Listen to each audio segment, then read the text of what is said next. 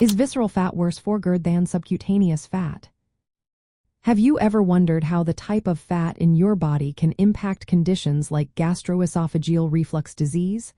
Let's break it down. When we talk about fat, we often hear about visceral fat and subcutaneous fat. But what makes visceral fat potentially more harmful for gastroesophageal reflux disease? Visceral fat is the fat that surrounds your internal organs in the abdominal cavity. This type of fat is known to have several negative effects that can worsen gastroesophageal reflux disease.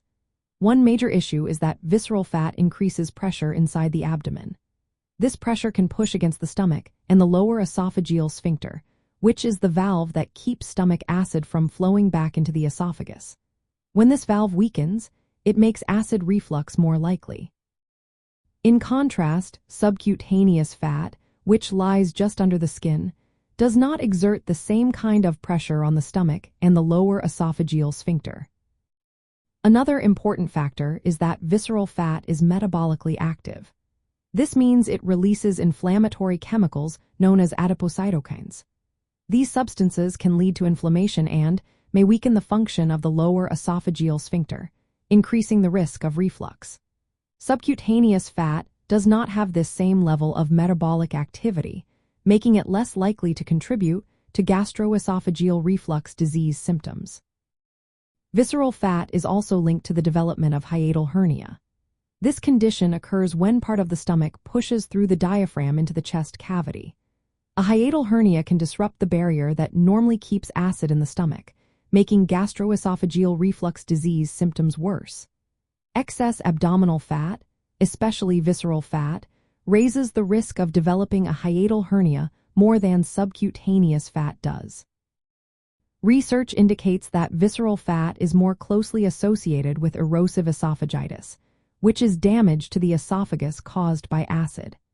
People with higher levels of visceral fat often experience more severe gastroesophageal reflux disease symptoms and more damage to the esophagus. So, what does this mean for managing gastroesophageal reflux disease? Reducing visceral fat through lifestyle changes like diet and exercise may be particularly important. Monitoring where you carry fat in your body can provide better insight into your risk for gastroesophageal reflux disease, rather than just focusing on overall body weight. In summary, visceral fat is generally considered worse for gastroesophageal reflux disease than subcutaneous fat.